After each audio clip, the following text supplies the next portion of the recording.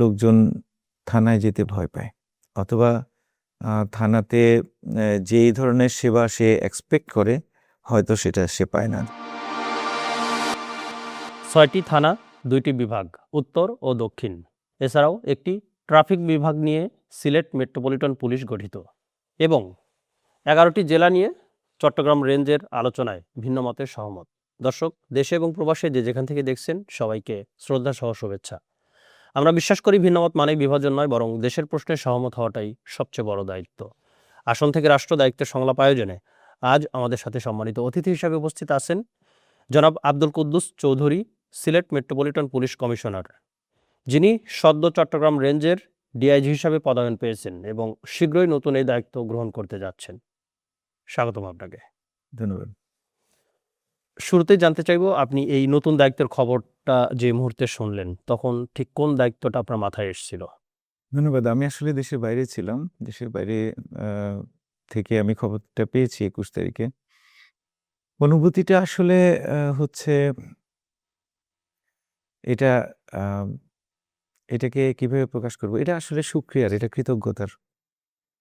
রাষ্ট্র আমাকে মূল্যায়ন করেছে এবং এটাই আমার কাছে মানে বড় হিসেবে আমি মনে করছি আরকি। আপনি সিলেটে এখনো দায়িত্ব পালন করছেন। আমরা যদি বলি, সিলেটে দায়িত্ব পালনকালে এমন কোনো সদৃশ্য যে কাজগুলো আছে, এরকম কোনো বিষয় আছে যেটি আপনি বলতে চান আমাদের এই সেটে এবং অনুষ্ঠানের শুরুতেই সেটি বলবেন? আচ্ছা, আমি আ গত সেপ্টেম্বরের ১০ তারিখে যোগদান করেছিলাম সিলেট মেট্রোপলিটন পুলিশে এবং আমার ১ম দিন, যোগদানের পরের দিন সাংবাদিকসহ সুধীজনের সাথে একটা আলোচনা হয়েছিল। একটা মত বিনিময় সভা করেছিলাম। সেখানে আমার বক্তব্যটা ছিল যে সিলেট মেট্রোপলিটন পুলিশ চলবে জনগণের ইচ্ছা অনুযায়ী। আমি সবসময় জনগণের আস্থা অর্জনের দিকে জোর দিয়েছি। আমাদের বেশ কিছু অর্জন আছে। এগুলো আসলে আমার অর্জন না। এটা আমাদের সকল স্টেক হোল্ডার, সকল প্রতিনিধি, বিভিন্ন সুশীল সমাজ, তাদের সহযোগিতার কারণে এটা হয়েছে। যেমন আমরা চেষ্টা করেছি, আমাদের জনদাবি ছিল যে রাস্তাঘাট থেকে হকার উচ্ছেদ করতে হবে এবং রাস্তায় ব্যাটারি রিক্সা, অবৈধ যে সকল যানবাহন সেগুলোকে উচ্ছেদ করতে হবে। তো আমরা শুরুতেই এই ২ টা নিয়ে হাত দিয়েছিলাম এবং আল্লাহর রহমতে এবং জনগণের সহায়তায় আমরা সেটাতে সফলও হয়েছি। যেহেতু আপনি এখন আরেকটি দায়িত্বে যাচ্ছেন, আপনার এই মেট্রোপলিটন যে অঞ্চলের মধ্যে যে বাসিন্দারা রয়েছে, তাদের উদ্দেশ্যে কি কোনো বার্তা থাকবে আপনার? যে আপনি শুরুতে গিয়ে যে কথাগুলো বলেছিলেন এবং আপনি এখন দায়িত্ব ছেড়ে আরেকটা বড় দায়িত্বে যাচ্ছেন, তো তারা তো আপনাকে মিস করবে, যে কাজগুলো আপনি শুরু করে দিয়েছিলেন। তাদের উদ্দেশ্যে কোনো বার্তা থাকবে আপনার? না, তাদের উদ্দেশ্যে বার্তা একটাই যে তাদের যেরকম অকুণ্ঠ সহযোগিতা, সমর্থন আমি পেয়েছি, এইটা যদি অব্যাহত থাকে তাহলে ল অ্যান্ড অর্ডার মেইনটেন্যান্স এর ক্ষেত্রে এটা আসলে অনেক বড় ভূমিকা পালন করবে। আপনার এই দায়িত্বটা চট্টগ্রাম রেঞ্জের দায়িত্ব পালন করতে গিয়ে এই অতীতের অভিজ্ঞতাটা কিভাবে আপনাকে সহযোগিতা করবে? অভিজ্ঞতাটা এখানে আমার মূল ১ম কাজ বা দায়িত্ব যেটা ছিল সেটা হলো জনগণের আস্থা অর্জন করা আ এবং পুলিশকে জনবান্ধব হিসেবে প্রতিষ্ঠিত করা। তো আমি কতটুকু সফল হয়েছি সেটা আসলে সময় বলে দিবে এবং আমার চেষ্টা থাকবে চট্টগ্রাম রেঞ্জেও আমি ঠিক একইভাবেই আ পাবলিক ট্রাস্টটাকে গেইন করার জন্য আমি কাজ করব। প্রাথমিক ধারণা থেকে আপনি চট্টগ্রাম রেঞ্জ সম্পর্কে আপনার ধারণাটা কি তৈরি হয়েছে? এটা আসলে আম মাল্টিফেরাস। এখানে বিভিন্ন ধরনের সমস্যা আছে। এখানে ধরেন আপনার শ্রমঘন এলাকা আছে। তারপর হচ্ছে মাদক চোরাচালান এগুলোর এগুলো আছে। মোট কথা এখানে মানে সব ধরনের অপরাধী হয়। এরপরে আপনারা ২-১ টা জায়গায় দেখেছেন জঙ্গল সলিমপুরের কথা আমরা শুনেছি। এরপর কিছু জেলায় আবার আম অপরাধের ধরনটা আরেকটু বিচিত্র। যেমন ব্রাহ্মণবাড়িয়াতে মাঝেমধ্যে দেখা যায় যে সামান্য বিনা কারণেই ২ দল গ্রামবাসীর মধ্যে হঠাৎ করে আপনার সংঘাত, সংঘর্ষ এরকম বিভিন্ন ধরনের বিষয় দেখা যায়। তো এগুলো আ আমাদের দায়িত্বেরই অংশ। আমরা এগুলোকে যথাযথভাবে মোকাবেলা করে আইনশৃঙ্খলাটাকে সমুন্নত রাখার চেষ্টা করব ইনশাআল্লাহ। এই যে গত ১০ মাস আপনি সিলেট মেট্রোপলিটনে সময় কাটিয়ে আসলেন এবং যে দায়িত্ব পালন করেছেন, এর মধ্যে কি এমন কোনো কাজ ছিল যেটি চ্যালেঞ্জ মনে করেছেন কিন্তু আপনি সাকসেস মানুষের কল্যাণে সেটি না, করে চ্যালেঞ্জ দিয়েছেন? তো এখানে প্রত্যেকটা কাজই চ্যালেঞ্জের। যেমন ধরেন আম অবৈধ গাড়িগুলো রাস্তা থেকে উচ্ছেদ করা এটা কিন্তু খুব কঠিন কাজ ছিল। খুব সহজ ছিল না এবং এখানে অনেক হার্ডল আমরা ফেস করেছি। আম অনেক বাধা আসছে, বিপত্তি আসছে। কিন্তু আমরা আমাদের লক্ষ্যে অবিচল ছিলাম এবং আমরা আ জনগণের সহযোগিতা পেয়েছি। এটাতেই আমাদের কাজটা সহজ হয়েছে। এমন কোনো ঘটনা বলবেন যে সরাসরি জনগণ আপনার কাছে এসে কোনো একটা সাধারণ মানুষ এসে একটি বিষয় বলেছে যে বিষয়টি আপনি অলরেডি সমাধান করে দিয়ে এসছেন এবং একটা তৃপ্তি যে মানুষের সরাসরি না, যদিও অনেক আছে এর না, মধ্যে ২-১ টি এরকম ঘটনা আছে বলবেন। ২-১টা বিষয় আছে। আমাকে একজন লন্ডন থেকে এক ভদ্রলোক ফোন করলেন যে তার নামে ওই যে বৈষম্য বিরোধী একটা মামলায় তার নাম আসামি হিসেবে অন্তর্ভুক্ত করা হয়েছে। আমাকে জাস্ট এতটুকু বলেছিলেন এবং উনি ১৭৩ ধারা ফৌজদারি কার্যবিধি অনুযায়ী এটার অব্যাহতির জন্য আবেদন করেছেন। আমরা যথানিয়মে তদন্ত সম্পন্ন করে ইন্টারিম রিপোর্ট দিয়ে দিয়েছি। এটা উনি জানতেন না।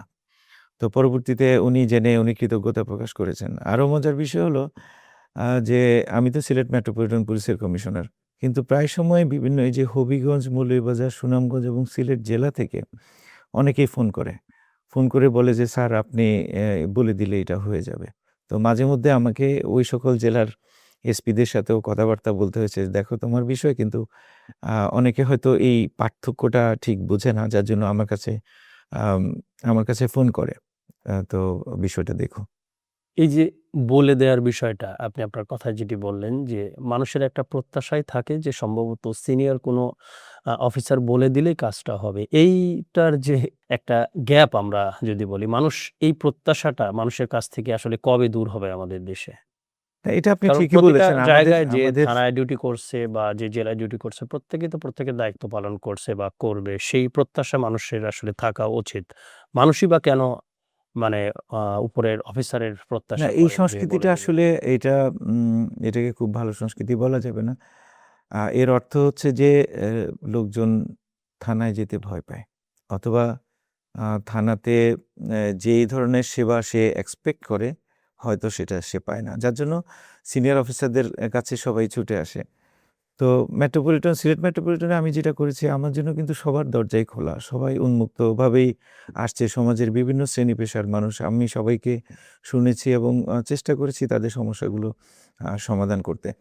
কিন্তু আ মূল চ্যালেঞ্জটা হচ্ছে যেই জায়গা থেকে মানুষ সেবাটা পাবে, সেটা যদি বান্ধব হিসেবে পরিণত করা যায় তাহলে কিন্তু অ্যা এই আমার উপরে এই চাপটা আসে না।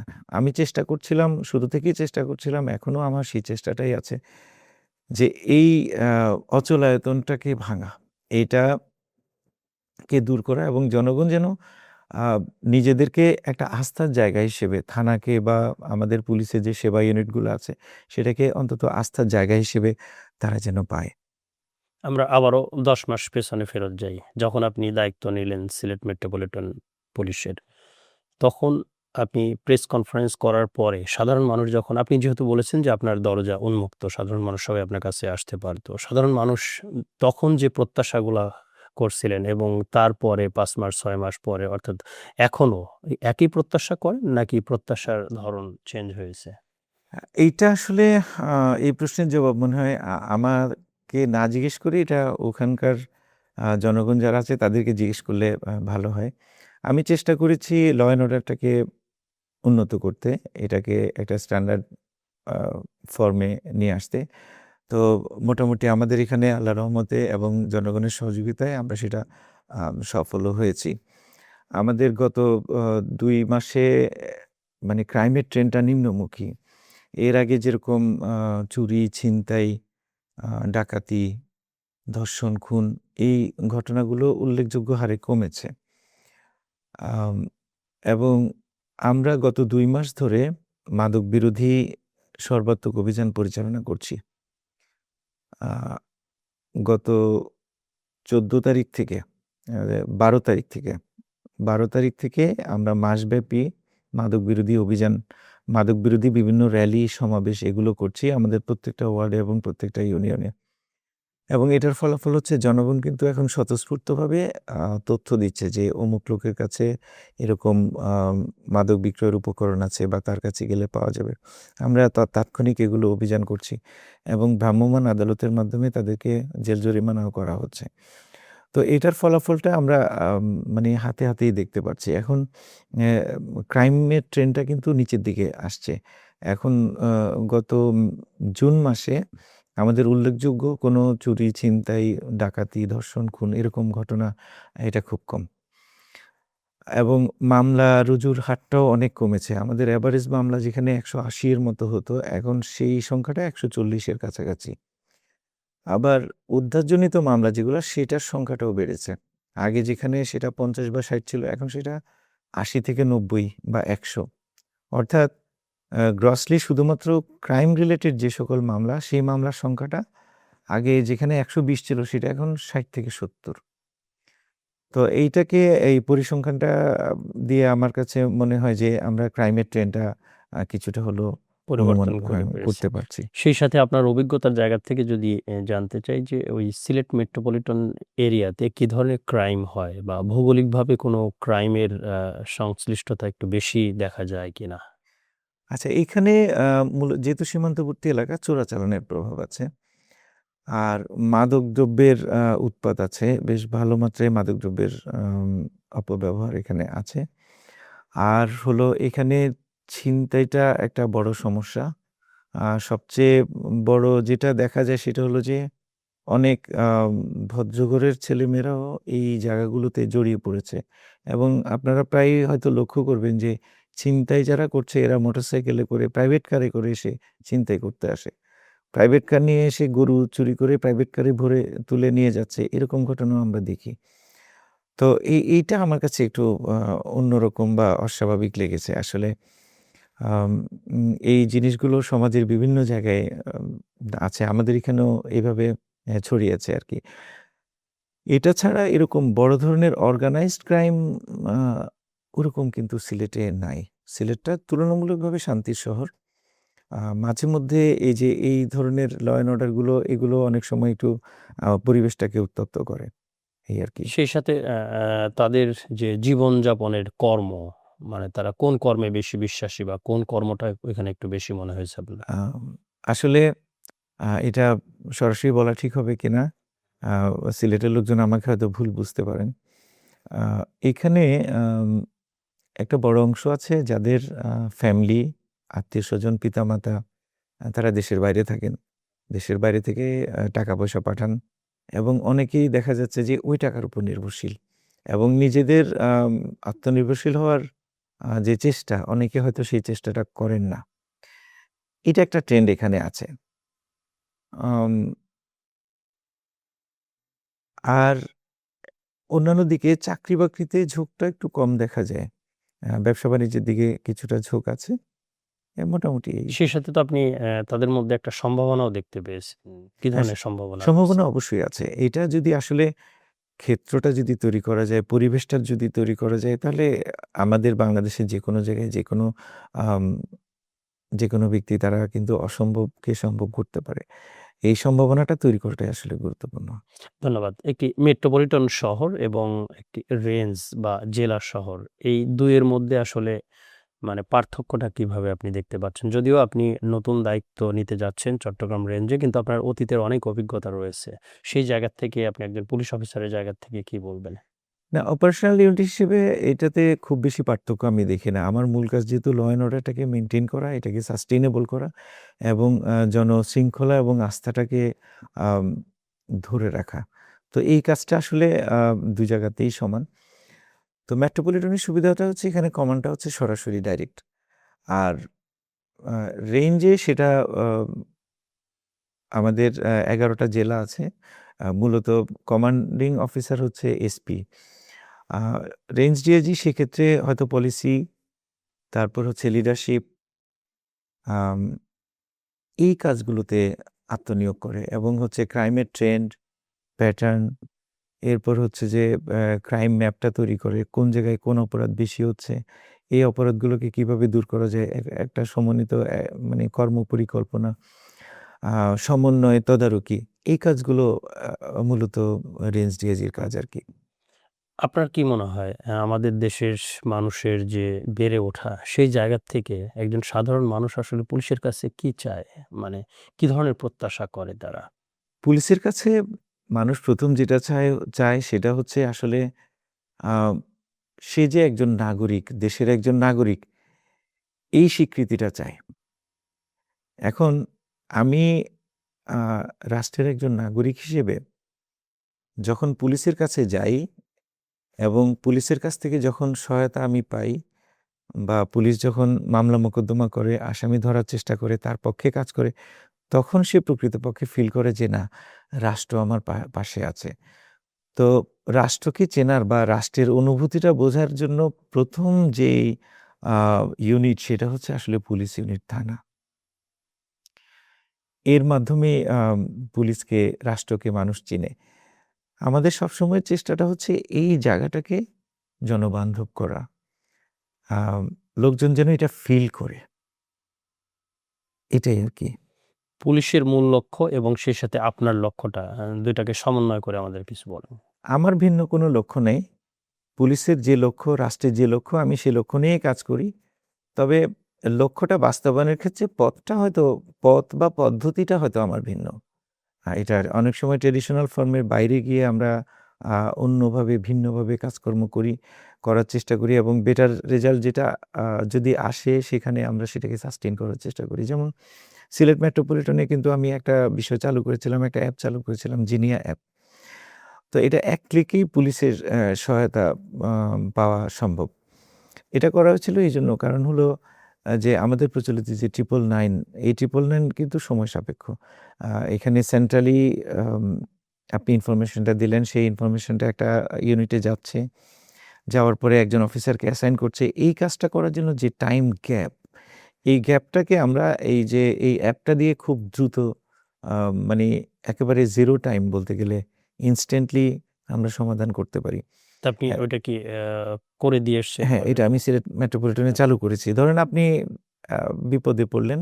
ওখানে আপনার অ্যাপের মধ্যে একটা এসওএস বাটন আছে। আপনি বাটনটা প্রেস করলেন। বাটন প্রেস করার সাথে সাথেই এই মেসেজটা আমাদের কন্ট্রোল রুমে যাবে এবং কন্ট্রোল রুম থেকে নিকটবর্তী যে মোবাইল টিমটা আছে, সেই মোবাইলের কাছে অটো অ্যাসাইনমেন্ট হবে। যে অফিসার অন ডিউটি আছে এবং এই অ্যাসাইনমেন্টের পরেই সে কিন্তু ঘটনাস্থলে সাথে সাথে ছুটে যাবে। তাহলে কাজটা কিন্তু ইনস্ট্যান্টলি হচ্ছে। তো এই কাজটা আমরা শুরু করেছি, চ্যালেঞ্জও আছে। এগুলো সাস্টেইনেবল করতে এবং এগুলো জনগণ ইউজড টু হতে আরো হয়তো কিছুদিন সময় লাগবে। আমাদের যারা এটা নিয়ে কাজ করে তাদেরও জিনিসগুলোতে অভ্যস্ত হতে একটু সময় লাগবে। এটা শুরু করেছি, এটা চলছে মোটামুটি। আম এটা মানে কিছু লোকজন এটা পছন্দও করেছে। আমরা এখানে একটা ভিন্ন মত বলতে চাই। অনেক সময় মানুষ দাবি করে যে পুলিশকে তাৎক্ষণিকভাবে পাওয়া যায় না। কোনো একটা ঘটনা ঘটার পরে বা সঙ্গে যদি পুলিশকে বলা হয়, পুলিশ আসতে দেরি করে। আর এটার আসলে জটিলতাটা কোথায় বা বাধাগুলা কোথায়? বা এটা আদৌ সত্য কিনা বা সত্য কতটুকু? না, এটা আমি অস্বীকার করি না। এটা সত্য। আসলে আমাদের আ ধরেন কাজের যে চাপ এবং হচ্ছে আমাদের যে সামর্থ্য, এই ২ টা মিলাতে গেলে অনেক সময় আম কিছু টাইম গ্যাপ হয়। এটা অস্বীকার করার কোনো কারণ নাই। কারণ আমাদের প্রবলেমগুলো কিন্তু মাল্টিফেরাস। একই অফিসার ধরেন আমরা দেখেছি যে সকাল থেকে শুরু করে দিনটা শুরু হয় কখন সেটা আমি জানি। কিন্তু শেষটা কখন হয় সেটা অনেকেই আমরা জানি না। তো আমরা তো আসলে রোবট না। আম দেখা যাচ্ছে লেট নাইটে আমরা ১২ ঘন্টা, ১৪ ঘন্টা, ১৮-২০ ঘন্টা আমাদের অফিসারদেরকে কাজকর্ম করতে হয়। তো এইটা করতে গিয়ে অনেক সময় যে লোকজন যে কাঙ্ক্ষিত সেবা বা যে তাৎক্ষণিক সেবা চায়, সেটা অনেক সময় আমরা দিতে পারি না। আমার কাছেও এরকম অভিযোগ আসছে। একজন হয়তো বলল যে, "আমি এরকম একটা অভিযোগ দিয়েছি।" ২ দিন পরে আমাকে ফোন দিয়েছে। তো আমি বললাম যে, "দেখেন, আমার এখানে ২০০ অফিসার। কিন্তু আমার এই ২০০ অফিসারের ঘাড়ে ২০,০০০ অভিযোগ পেন্ডিং আছে। তাহলে আপনারটা যদি কিউতে আসে, তাহলে আপনার কয়দিন পরে এটা এক্সপেক্ট করা উচিত?" তো এটা অনেকে এটা ফিল করে। আবার অনেকে চায় যে দ্রুত। তো সেক্ষেত্রে অনেক সময় আমরা দিতে পারি না। এটাও সত্য, এটা বাস্তব। আপনি যে কথাটি বললেন, একজন সাধারণ মানুষের যখন একটা দুর্ঘটনা বা যেকোনো একটা জিনিস ঘটবে, সে কিন্তু আপনার এই সত্য, চিরসত্য কথাটাও সে কিন্তু খুব সহজে নিতে পারবে না। কারণ সে চাইবে এইগুলা আসলে এইগুলার থেকে দূরকরণের জন্য কি কোনো সিদ্ধান্ত না, নেয়া এখানে হচ্ছে বা হবে? জি, প্রায়োরিটি একটা বিষয় তো অবশ্যই আছে। যেমন ধরেন যে কেউ অপহরণের শিকার হয়েছে, কেউ হয়তো চুরি ছিনতাইয়ের শিকার হয়েছে, সেগুলোকে আমরা অগ্রাধিকার ভিত্তিতে দেখি। এখন ধরেন একজন নিয়ে আসছে জায়গা জমি সংক্রান্ত সমস্যা, অথবা ধরেন এই জায়গা জমি সংক্রান্ত বিষয়ে কেউ তাকে হুমকি দিয়েছে বা তার জায়গা দখল করার চেষ্টা করছে। তো এটা স্বাভাবিকভাবে আমাদের প্রায়োরিটি লিস্টে থাকে না। এখন উনি তো বারবার তার সমস্যাটার সমাধান চান। এখন এটা যখন করতে যাচ্ছি, দেখা যাচ্ছে আমাদের যে প্রায়োরিটিগুলো, সেই প্রায়োরিটিগুলো পিছিয়ে যাচ্ছে। এই জায়গায় ধরেন একজন ব্যক্তি অপহৃত হয়েছে। এখন তার জীবনটা আমার কাছে খুব মূল্যবান, এবং আমাদের চেষ্টা থাকে যে কত দ্রুত তাকে উদ্ধার করা সম্ভব হয়। এবং যদি আমরা সময় মতো উদ্ধার করতে না পারি, সেখানে মানে দুঃখজনক অনাকাঙ্ক্ষিত ঘটনাও ঘটতে পারে। সে মৃত্যুর শিকার হতে পারেন, খুন-গুমের শিকার হতে পারেন। তো এরকম প্রায়োরিটি বেসিসে কাজ করতে গিয়ে সবগুলো কাজ আসলে সময় মতো হয় না। অনেক সময় লাগে, একটু দেরি হয়। তারপরেও এগুলো আমরা যথাযথ তদারকি এবং মনিটরিং এর মধ্যে রেখেছি। আমাদের এখানে যেমন ধরেন এই যে পুলিশ ক্লিয়ারেন্স, এটা তো প্রতি মাসে অন্তত ১০ থেকে ১২,০০০ পুলিশ ক্লিয়ারেন্স দেয়া হয়। আম এবং আপনার সিলেটে তো নিঃসন্দেহে আরো বেশি হওয়ার হ্যাঁ, কথা। সিলেটে অনেক বেশি। এটা মাসে ১০০০ এর বেশি হয়। তার মানে হচ্ছে প্রতিদিন অন্তত ৩০০ এর বেশি। আমাদের এভারেজে আমরা ৩ থেকে ৪ দিনের মধ্যেই এটা ক্লিয়ার করার চেষ্টা করি, এবং মেক্সিমাম নির্দেশনা দেয়া আছে ৭ দিনের মধ্যে অবশ্যই ক্লিয়ার করতে হবে, এবং ৭ দিনের মধ্যে যদি কোনো কারণে সম্ভব না হয়, তাকে জানাতে হবে যে আপনার এটার জন্য সময় লাগছে। আমাদের আরো কিছু ইনফরমেশন বা আমাদের আরো কিছু তথ্যের প্রয়োজন আছে। ধন্যবাদ। এবার পুলিশ সপ্তাহ গিয়েছে। পুলিশ সপ্তাহের এবার স্লোগানটা কি ছিল এবং সেটার মানে কি? ধন্যবাদ। আমাদের এবার স্লোগান ছিল, "আমার পুলিশ আমার দেশ, সবার আগে বাংলাদেশ।" বাংলাদেশ। তো এটার মূল থিমটা হচ্ছে, দেশটাও আমার, পুলিশটাও আমার। অর্থাৎ পুলিশ দেশের হয়ে কাজ করবে, এবং পুলিশের মাধ্যমে আমি দেশটাকে দেখব, দেশটাকে চিনব। এবং পুলিশ সেই দেশের বা সেই রাষ্ট্রের প্রতিনিধি হিসেবে কাজ করবে। এটা আমাদের সকলেরই চাওয়া। পুলিশ হিসেবে আমার যে চাওয়া, জনগণ হিসেবেও কিন্তু এটাই চাওয়া যে এই পুলিশ আমার পুলিশ হবে। আমিও সবসময় আসলে এই ফুটিং থেকেই কথা বলার এবং কাজ করার চেষ্টা করি। যে আমাকে দেখে লোকজন যেন পুলিশ মনে না করে। লোকজন যেন তার প্রতিনিধি বা তার সমাজের একজন হিসেবে মনে করে। এটাই আমি সবসময় চেয়েছি। সেই জায়গা থেকে এখন ২০২৬ সাল, অর্থাৎ আমরা আধুনিক জায়গায় আমরা অলরেডি চলে এসেছি। পুলিশের আধুনিকায়ন নিয়ে আপনি কি বলবেন? বিশেষ করে আপনি অলরেডি সিলেট পার করে ফেলছেন, এখন চট্টগ্রামে যাচ্ছেন। জি। না, এখন হচ্ছে আমাদের এখনকার অপরাধের যে প্রবণতাটা, নতুন প্রবণতাটা তৈরি হচ্ছে। আগে ট্র্যাডিশনাল যে ক্রাইমগুলো, সেই ক্রাইমগুলোর চেয়ে এই নতুন প্রবণতাটা অনেক বেড়েছে। যেমন ধরেন অনলাইনে প্রতারণা, অনলাইন জুয়া, সাইবার ক্রাইম, সাইবার বুলিং, এগুলো এখন অনেক বেশি, এবং এগুলোর জন্য আমাদের সক্ষমতাটা যত দ্রুত তৈরি হওয়ার কথা, হয়তো বিভিন্ন কারণে এই সক্ষমতাটা আমরা এখনো তৈরি করতে পারছি না। তৈরি করতে পারিনি, তবে আমরা চেষ্টা করছি। আমাদের এই জায়গাগুলোকে আরেকটু সমৃদ্ধ করার চেষ্টা করা হচ্ছে। এগুলোকে ইন্টেলিজেন্স বেসড, ডাটা ড্রাইভেন করার একটু চেষ্টা করা হচ্ছে, এবং ভবিষ্যতে আমাদের কিন্তু পুলিশিং বলতে এই কাজগুলোর দিকেই মনোযোগ দিতে হবে বেশি। জনগণের পুলিশ মানে কি? জনগণের পুলিশ মানে হলো পুলিশকে তারা মানে নিজের মনে করবে। এটাই আসলে জনগণের পুলিশ। জনবান্ধব জনগণের জনবান্ধব। পুলিশ। জি। এই সব মিলায়ে যদি আপনাকে প্রশ্ন করি যে এই যে জনবান্ধব পুলিশিং বলা হয় এবং আ জনগণের পাশে পুলিশ, সেই জায়গা থেকে আপনি ব্যক্তিগতভাবে আসলে কিভাবে জনগণের সাথে আপনি মিলেমিশে কাজ করতে চান? যদিও আপনি একজন পুলিশ অফিসার, তারপরে পুলিশের বাহিরেও তো আপনিও একজন মানুষ, সাধারণ মানুষ। না, এটা আমি মনে হয় একটু আগেই বলেছি। আমি আ সিলেট মেট্রোপলিটনে যোগদান করার পর থেকে আমি সকল স্টেক হোল্ডারের সাথে কথা বলেছি। তাদের সমস্যাগুলো বোঝার চেষ্টা করেছি। তাদের কনসার্ন গুলো কোন জায়গায়, আ সেটা আমি নিয়েছি, আমি নোট করেছি, এবং আমাদের কর্মপরিকল্পনাটা ওভাবেই সাজানো হয়েছে। ১ম যেটা ছিল সেটা হলো হকার উচ্ছেদ, আমরা সেটা করেছি। তারপর হচ্ছে রাস্তাঘাট থেকে অবৈধ যানবাহন সরানো, সেটা আমরা করেছি। এরপর হচ্ছে শহরে চুরি ছিনতাইয়ের প্রবণতা ছিল। সেটাও এখন প্রবণতাটা অনেক কম। তারপরে একই সাথে ছিল কিশোর গ্যাং। কিশোর গ্যাং এবং মাদকদ্রব্যের অপব্যবহার। আমরা কিন্তু এগুলো নিয়ে কাজ করেছি এবং এগুলো থেকে ধারাবাহিক আমাদের সফলতাটা আসছে। এটার জন্য আম আমার কৃতিত্বের চেয়ে বড় কৃতিত্ব কিন্তু জনগণ। আপনি এটা করেছেন, অলরেডি আপনি বলেছেন অতীতের কথায়। আমার প্রশ্নটা এরকম ছিল জানার বিষয়টা যে একজন সাধারণ মানুষ পুলিশকে কিভাবে একেবারেই নিজের মধ্যে সে তো ফিল করতে পারে কারণ তার ভাই, তার আত্মীয়, তার স্বজন কেউ তো পুলিশেই পুলিশ তো আর বাহিরের জগৎ থেকে আসে নাই বাংলাদেশ পুলিশের। নিজেরাই তো সবাই। তো তার জায়গা থেকে সে কিভাবে ফিল করবে যে পুলিশ আসলে তার? হ্যাঁ, এ এটা চমৎকার প্রশ্ন করেছেন। এইটাই হচ্ছে আসলে পুলিশিং। জনগণ যেন মনে করে যে এই পুলিশ আমার এবং সেখানে এই সেবা দেওয়ার মানসিকতাটা তৈরি করা। পুলিশের মধ্যে আসলে সত্যি বলতে যেটা সেটা হলো যে আমি একজন সাধারণ নাগরিক হিসেবে পুলিশের কাছে যেই সেবাটা প্রত্যাশা করি, পুলিশের মাইন্ডসেট থেকে সেই সেবাটা সেভাবে হয়তো দেয়া হয় না। কারণ আমাদের এই পুলিশটা আ আইন-কানুন বলেন, অন্য যাই কিছুই বলেন না কেন, ঔপনিবেশিক যে ধারা, ঔপনিবেশিক যে মানসিকতাটা পুলিশের মধ্যে তৈরি হয়েছে, সেটা তো একদিনে আসলে দূর করা সম্ভব না। এটা নিয়ে আমরা এখনো সংগ্রাম করছি। কারণ আমাদের এখানকার একটা সাধারণ প্রবণতা হচ্ছে যে, আমরা যারা সরকারি কর্মকর্তা, আমরা কিন্তু জনগণের সেবক। অর্থাৎ জনগণকে সেবা দিতে আমি আসছি। এখন আমাদের সবার কিন্তু এই মাইন্ডসেটটা থাকে না। যখন আমি ক্ষমতায় বসে যাই, তখন আমি কি হয়ে গেলাম এরকম একটা ভাব কিন্তু সবার মধ্যে চলে আসে।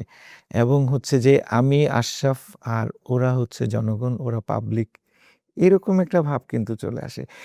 এই জায়গাটা থেকে মানে সরে আসাটা এবং এই মাইন্ডসেটটা সবার মধ্যে তৈরি করা, এটাই আসলে চ্যালেঞ্জ। এবং এটা নিয়েই আমরা কাজ করছি। বিশেষত আমি কাজ করছি। ধন্যবাদ। সাধারণ মানুষ যদি কোনো ভুল করে, সাধারণতই আমরা ধরে নিই যে তার একটা জবাবদিহিতার জায়গায় যেতে হবে। পুলিশ ধরবে বা বিভিন্ন কথাবার্তা থাকে।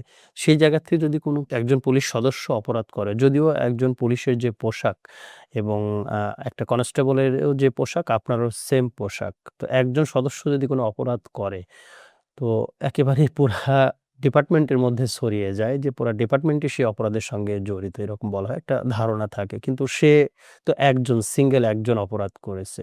তারপরেও যদি আমি প্রশ্ন করি, আপনি আসলে উত্তরটা কিভাবে দিবেন আমি জানি না। যে পুলিশ অপরাধ করলে জবাবদিহিতাটা আসলে কিভাবে দিতে হয়? বা সাধারণ মানুষ কিভাবে জানবে যে পুলিশ অপরাধ করলে তারও আসলে জবাবদিহিতার আওতায় আসতে হচ্ছে? ধন্যবাদ। না, এইটা নিয়ে আমাদের আসলে একেবারেই জিরো টলারেন্স। আমি আমার অভিজ্ঞতার কথাটা বলতে পারি। গত ১০ মাসে আমরা প্রায় ৩০ জনকে শাস্তির মুখোমুখি করেছি এবং এদের বেশিরভাগই কিন্তু চাকরি থেকে অপসারিত হয়েছে। আম আমার ১ম কথাই ছিল আমার ফোর্সের কাছে যে, কোনো ব্যক্তি, জনগণের কেউ যেন পুলিশ দ্বারা আমি আ দুর্ব্যবহারের শিকার হয়েছি, এই অভিযোগটা যেন আমার কাছে না আসে। এটা কিন্তু ১ম দিনে আমার সকল ফোর্সকে বলা হয়েছে এবং যে ক্ষেত্রে দেখা গিয়েছে যে আ সে এই প্রত্যাশা অনুযায়ী কাজ করেনি, তাকে কিন্তু শাস্তির আওতায় আনা হয়েছে। তার মানে জনগণ আসলে আশ্বস্ত ফিল করতে পারে যে পুলিশ বা একজন সদস্য যদি কোনো অন্যায় করে, সেই সদস্যর অন্যায়টা সারা পুলিশ বাহিনীর জন্য না জি, এবং তার জবাবদিহিতা নিশ্চয়ই আছে। জি। ধন্যবাদ। আমি আরেকটি প্রশ্নতে যেতে চাই। সেটা হলো আপনার আশপাশে আপনি তো একজন ডিআইজি। আপনার আশেপাশে কি এমন কোনো আ মানুষ বা এমন কোনো অফিসার আছে? সে সরাসরি আপনি যদি কোনো একটা ভুল করেন, সে সরাসরি ভুলকে ভুল বলার সাহস রাখে বা আপনি সেই স্বাধীনতা তাকে দিয়ে রাখেন কিনা? হতে পারে সেটি আপনার পরিবারের হতে পারে আমাদের না, দেখেন আমরা সবসময় একটা টিমওয়ার্ক নিয়ে কাজ করি। এখন আম আমার টিমে যারা আছে, বিশেষ করে আমার senior officer, DC, additional commissioner, তাদের সাথে কিন্তু পরামর্শ করেই কাজ করা হয় এবং তারাও তো ধরেন ২০-২২ বছর কাজ করে আসছে, তাদের একটা অভিজ্ঞতা আছে। আমি একটা ভিশন নিয়ে চিন্তা করি। সেই ভিশনটার সাথে উম আ এখানে আসলে ২ টা থট আছে। ১ নাম্বার হচ্ছে যে আমার ভিশনটাকে কিভাবে আমি বাস্তবায়ন করব? সেটা হচ্ছে একটা। এখন আমার কলিগ যারা আছে তারা হয়তো এটার হার্ডেল গুলো বা এটার সীমাবদ্ধতাগুলো কি, চ্যালেঞ্জ গুলো কি সেটা নিয়ে অনেক সময় কথা বলেছে। এ ব্যাপারে কিন্তু তাদের পূর্ণ স্বাধীনতা আছে। কারণ আমাদের পুরা কাজটাই কিন্তু টিম ওয়ার্ক বেসড এবং এখানে তাদের মতামত জানানোর, একটা জিনিসের পক্ষে বলার বা বিপক্ষে বলার এটার অবাধ স্বাধীনতা আছে। খুব সুন্দর আপনি উত্তর দিয়েছেন। আমরা চট্টগ্রাম রেঞ্জে চলে যাব। আপনি দায়িত্ব গ্রহণ করতে যাচ্ছেন খুব শীঘ্রই। আপনি প্রথমেই গিয়ে আপনি কি করতে চান চট্টগ্রাম রেঞ্জের মানুষের জন্য? আমি জনগণের আস্থার পুলিশ হতে চাই। এক কথায়। জি। কিভাবে সেটা? এটা মনে হয় আমি সিলেটে যেটা করেছি আমার এই কাজের ভিন্নতা থাকবে না। আমি ওই কাজটাই ওইভাবেই করার চেষ্টা করব। কারণ আমি দেখেছি যে গত ১০ মাসের মধ্যে আমি যে কাজগুলো যেভাবে করেছি সেগুলো কিন্তু জনগণ গ্রহণ করেছে। আশা করি চট্টগ্রামের জনগণও সেটা গ্রহণ করবে। চট্টগ্রামে যাওয়ার আগে জনগণের উদ্দেশ্যে কি বলবেন? আমি চট্টগ্রামবাসীর দোয়া কামনা করি তাদের সহযোগিতা চাই। সেই সাথে আপনি তো আরেক পরিবার আপনি রেখে আসতেছেন সিলেট মেট্রোপলিটনে। একই সাথে জনগণ, একই সাথে আপনার সঙ্গে যে সমস্ত ফোর্স অফিসাররা কাজ করেছে তাদের উদ্দেশ্যে কি বলবেন? সিলেটকে আসলে আমি খুব মিস করব। কারণ হলো আমি শুরু থেকে যেভাবে চেয়েছি সিলেটবাসী সেভাবেই আমাকে সহযোগিতা করেছে। এটা আমার জন্য সবচেয়ে বড় প্রাপ্তি। এবং আমার যেই আম অর্জনগুলো আছে এই অর্জনে আসলে আমার কৃতিত্বের চেয়ে তাদের অবদানটা বেশি। এটাকে আমি মিস করব। আপনি ইমোশনাল হয়ে গেছেন এবং তার মানে কি ভালোবাসা দিয়ে আপনি একটা জায়গাকে আপনি রেখে দিচ্ছেন। সেই সাথে যদি আপনাকে একটা প্রশ্নই ছুড়ে দিই যে আপনি তো আসলে সিলেট বা চট্টগ্রামের বাসিন্দা না। তারপরেও আপনারা পুলিশ অফিসাররা যারা একজন আরেকটা জায়গায় পরিবার রেখে আরেকটা জায়গায় গিয়ে যখন কাজ করেন এবং তাদের সাথেই দিনটা ২৪ ঘন্টা কাটাতে হয়। তারপরেও যখন সাধারণ মানুষ আপনাদেরকে খারাপ জায়গায় বলে, একজন পুলিশ সদস্যের অন্যায়কে আপনার উপরে চলে যায় অথবা অন্য অফিসারদের মধ্যেও চলে যায়, তখন আপনার আসলে ব্যক্তিগতভাবে কেমন লাগে? না এটাকে আমরা পজিটিভলি সহজভাবেই দেখি। কারণ আমাদের সম্পর্কে তো সমালোচনা হয়। আমরা সমালোচনার ঊর্ধ্বে আসলে না। তো এগুলোকে যদি আমি হজম করতে না পারি তাহলে এবং পার্সোনালি যদি কোনো জিনিসকে নিয়ে যাই, সেক্ষেত্রে আমার কাজটা ক্ষতিগ্রস্ত হয় আসলে। এবং চট্টগ্রামের মানুষ তো আপনার অপেক্ষায় আছে এবং জি, তারাও তো আপনাকে যে কিভাবে আসলে গ্রহণ করবে আমার জানা নেই। কারণ আপনি যে ইমোশনালি এবং যেভাবে আপনি মানুষকে ভালোবাসার জায়গা দিয়ে আপনি সেবা দিয়ে যাচ্ছেন এবং সেটা অলরেডি প্রমাণিত। সাধারণ মানুষ তো আপনাকে নিয়ে অনেক কথা বলছে সোশ্যাল মিডিয়াতে। আপনি একেবারেই সরাসরি বলে দেন যে আগামী ৩ বছরের মধ্যে আপনি চট্টগ্রাম রেঞ্জে যাওয়ার পরে ওই রেঞ্জের মানুষের মধ্যে পুলিশের সমন্বয়টা, পুলিশের সম্পর্কটা কিভাবে দেখতে চাচ্ছেন এবং সেটির ন্যায় আপনি কাজ করে যাবেন এরকম কোনো বিষয় যদি থাকে এক কথায় আমাদেরকে বলে দিবেন অনুষ্ঠানের শেষ প্রান্তে এসে। জি। না আমি এক কথায় বলেছি যে আসলে আমি চাই জনগণের পুলিশ হতে। জনগণের আস্থার প্রতীক হতে চাই। এবং আমার সবগুলো কাজ কিন্তু এই লক্ষ্যেই পরিচালিত হবে এবং আমি এটাই চেষ্টা করে যাচ্ছি। এটাই এই ধরেন এটা একটা সংগ্রাম, এটা একটা যুদ্ধ। এই যুদ্ধটা আসলে নিজের সাথে। তো এইটাই আমি আসলে করব। আমি ওই জনগণের ফুটিং থেকে পুলিশকে, দেশকে দেখি। আমি আমার ব্যক্তিগত পদবি থেকে দেখি না। এবং আমি চট্টগ্রাম রেঞ্জেও হয়তো সেভাবেই আমি দেখব ইনশাআল্লাহ। ধন্যবাদ। সম্মানিত ডিআইজি আমাদের অনুষ্ঠানে এসছেন এবং আপনার যে মূল্যবান তথ্যগুলা দিলেন। আশা করি দর্শক এটি দেখেছেন এবং দর্শক কমেন্টের মাধ্যমে জানিয়ে দিবেন আপনার কর্মের কথা। দর্শক আমরা আজকে শেষ করছি। যদিও শেষ নয়, আমরা আগামী পর্বে উনি চট্টগ্রাম রেঞ্জের দায়িত্ব গ্রহণ করার পরে হয়তোবা আবারও আমাদের অনুষ্ঠানে আসবেন এবং বলবেন যে কমিটমেন্টগুলা দিয়ে গেলেন, সেই কমিটমেন্ট নিয়ে আমরা হয়তোবা আগামীবার আবারও প্রশ্ন করব তাকে যে সে কিভাবে মানুষের উদ্দেশ্যে কাজ করছে। সবাই সুস্থ থাকবেন, ভালো থাকবেন।